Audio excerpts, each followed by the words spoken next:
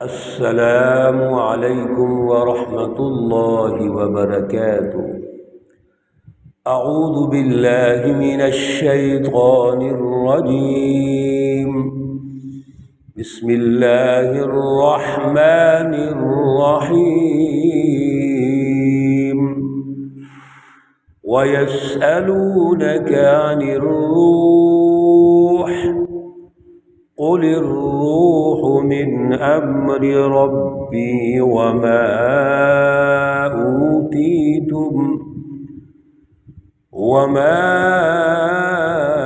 أُوتِيتُم مِّنَ الْعِلْمِ إِلَّا قَلِيلًا۔ صدق اللہ العلی العظیم۔ اللہم صلی علی سیدنا ومولانا محمد النبی الأمی وعلى آلہ واصحابہ وبارک وسلم علیہ۔ معزز سامعین و سامعات، الحمدللہ سورہ بنی اسرائیل پارہ نمبر 15 کا ہم مطالعہ کر رہے ہیں۔ آج آیات مقدسہ ہیں 85، 86 اور 87۔ اللہ رب العزت سے التجا ہے کہ اللہ رب العزت ان آیات کا فہم، ان کا شعور اور اعلیٰ نظریہ عطا فرمائے اور عمل کی توفیق اور صلاحیت عطا فرمائے۔ گزشتہ درس میں اللہ رب العزت نے قرآن مقدس، کتاب مقدس کے حوالے سے یہ واضح رہنمائی ارشاد فرمائی تھی کہ یہ وہ کلام مقدس ہے، یہ اللہ کی کلام ہے، کلام اللہ ہے، جس سے انسانوں کے دلوں کو اطمینان ملتا ہے، ان کی روحانی شفا اس میں موجود ہے، عقلی شفا اس میں موجود ہے۔ قرآن پاک کی رہنمائی اتنی جامع ہے کہ انسان اپنی عقل، سمجھ، فہم کو اس سے بڑھاتا ہے، استعمال کرتا ہے، دلوں کو اس سے اطمینان ملتا ہے، دلوں کی ساری بیماریاں اس سے دور ہو جاتی ہیں اور دل پاک اور صاف ہو جاتے ہیں۔ تزکیہ نفس اللہ رب العزت فرماتے ہیں، انبیاء علیہم الصلاۃ والسلام کی تشریف آوری کے جو مقاصد ہیں اس میں ایک تزکیہ نفس بھی ہے۔ حضور نبی اکرم صلی اللہ علیہ وسلم کے بارے میں بھی اللہ رب العزت نے ارشاد فرمایا، وَيُزَكِّيهِمْ۔ آپ صحابہ کرام کا، حزب اللہ سچی جماعت کا تزکیہ فرماتے ہیں۔ تو قرآن پاک کتاب مقدس جو ہے یہ ہر اعتبار سے شفا ہے، یعنی ہر قسم کے زنگ دور کرتی ہے، گمراہیاں دور کرتی ہے، کمزوریاں دور کرتی ہے، نقائص کو پاک اور صاف کر کے دور کرتی ہے۔ اور پھر وَرَحْمَةٌ لِّلْمُؤْمِنِينَ، مومنوں کے لیے، یعنی مومن جماعت کے لیے جو قیادت ہے، جماعت ہے جس نے انسانیت کو قیادت فراہم کرنی ہے، ان کے لیے اللہ نے رحمت قرار دیا ہے۔ اور یہ قیادت کی تیاری کے لیے تمام تر رہنمائی اس میں موجود ہے۔ اگر نہیں ہے تو حزب الشیطان کے لیے نہیں ہے، وہ اس تمام تر رہنمائی کا الٹا مطلب لیتے ہیں، یعنی وہ تصدیق کرنے کی بجائے تکذیب کرتے ہیں، قریب آنے کی بجائے دور ہو جاتے ہیں۔ ان کے لیے خسارہ ہی خسارہ ہے، نفرت ہے ان کے لیے، کیونکہ ان کا جو مائنڈ سیٹ ہے، ان کی جو سوچ ہے، عقل اور دل اتنے بیمار ہو چکے ہیں، مردہ ہو چکے ہیں، بنجر ہو چکے ہیں کہ ان کے زرخیز ہونے کا کوئی ایسا راستہ نظر نہیں آتا۔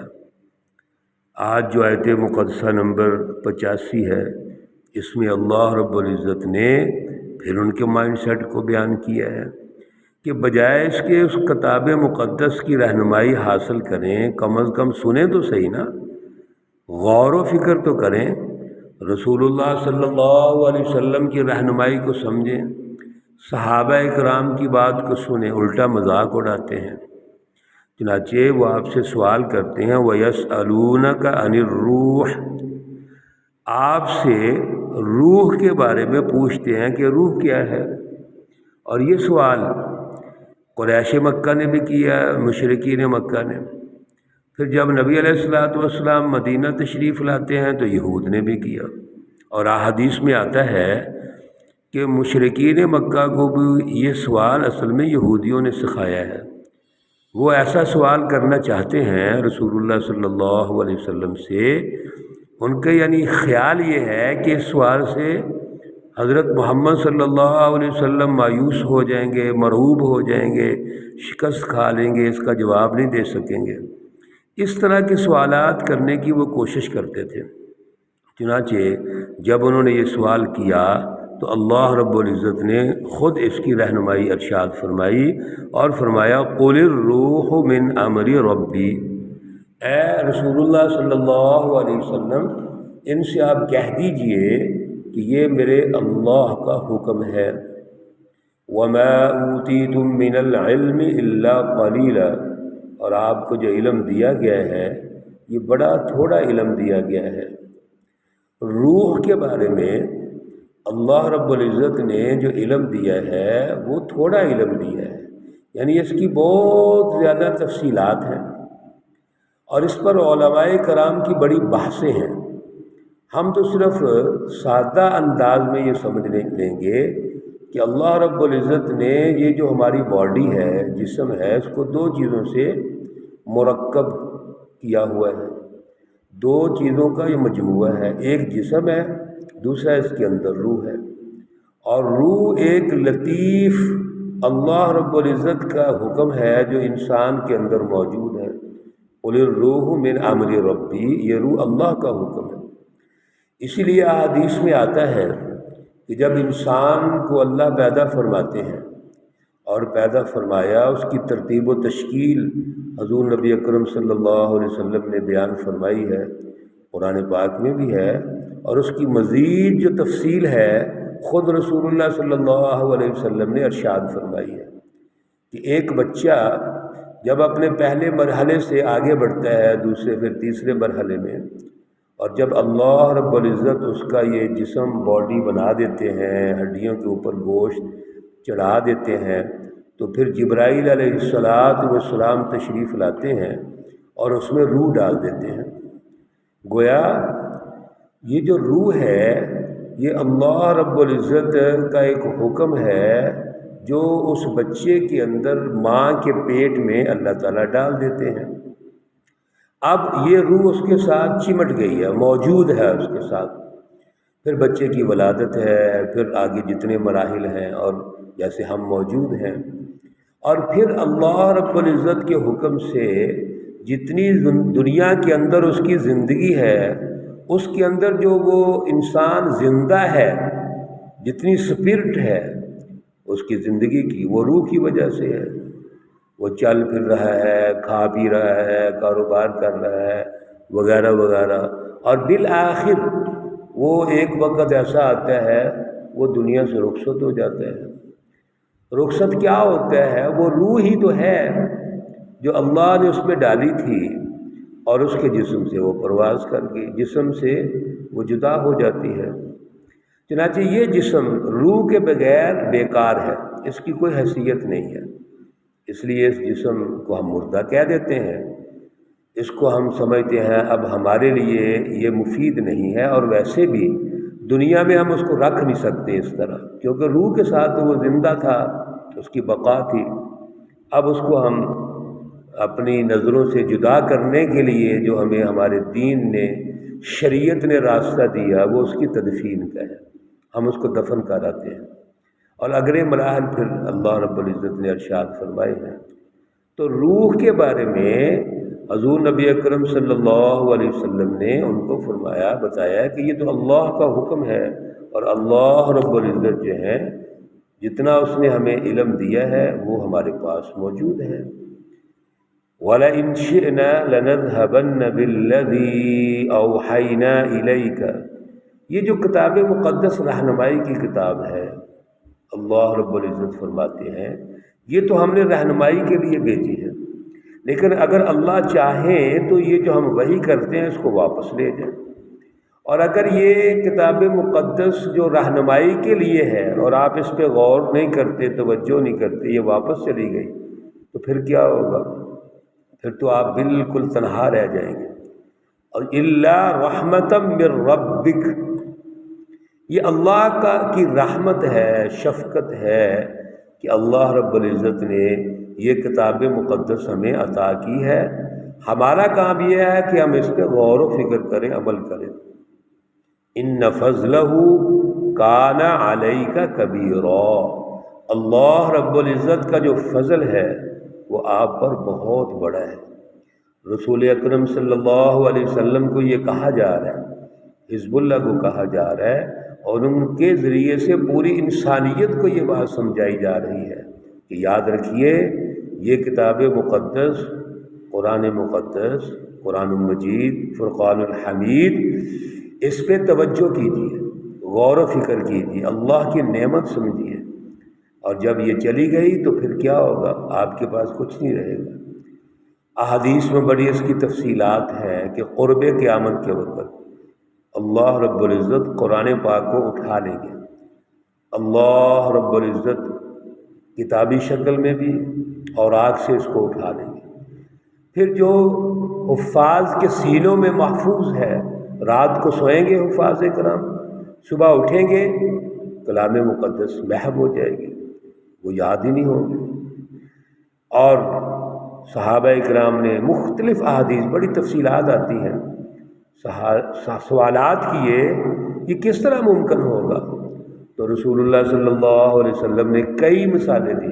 ایک مثال یہ بھی دی کہ قرآن پاک کو اٹھانے کا مقصد یہ بھی ہے کہ اس پر عمل ختم ہو جائے گا۔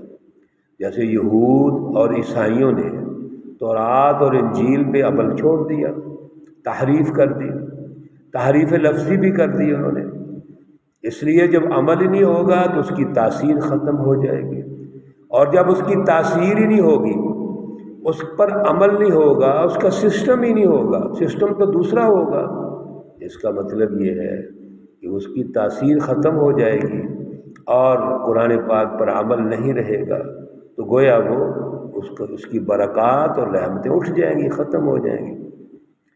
دیگر احادیث سے یہ بھی ثابت ہے کہ یہ بالکل ہی اٹھا لیا جائے گا، سینوں سے اس کو اٹھا لیا جائے گا، نکال لیا جائے گا، لیکن یہ قیامت کے اثرات میں سے ہے۔ اللہ رب العزت اس کلام مقدس کی سچی جو رہنمائی ہے، کتاب مقدس کی جو رہنمائی ہے، کلام اللہ کی رہنمائی ہے، اس کو آج بھی ہم نے سمجھنا ہے، سمجھنے کی توفیق عطا فرمائے۔ سچی بات یہی ہے کہ آج بھی قرآن پاک ہمارے پاس ہے، خوبصورت غلافوں میں لپیٹا ہوا ہے، بڑی مساجد ہیں، مدارس ہیں، درس ہو رہے ہیں، سب کچھ ہو رہا ہے، لیکن تاثیر نہیں ہے۔ کیوں؟ ہم نے جس سسٹم سے اس کو کمپرومائز کر کے قبول کیا ہوا ہے وہ ظلم کا ہے، شیطانی نظام ہے، طاغوتی نظام ہے، ہم اس کو بھی رکھنا چاہتے ہیں اور قرآن پاک پر عمل بھی کرنا چاہتے ہیں، یہ ممکن نہیں ہے۔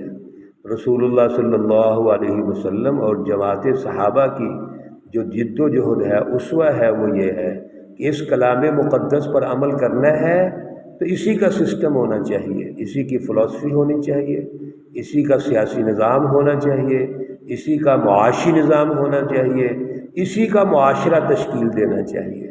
اگر ہم ڈبل مائنڈڈ ہوں گے جیسے آج ہے تو قرآن پاک سے تضاد پیدا ہو جائے گا اور عمل نہیں ہو سکے گا۔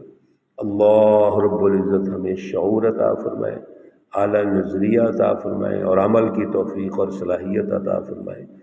اللہ رب العزت تمام مرحومین و مرحومات کو جنت الفردوس میں اعلیٰ مقام عطا فرمائے۔ اللہ رب العزت تمام بیماروں کو شفائے کاملہ عاجلہ مستمرہ عطا فرمائے۔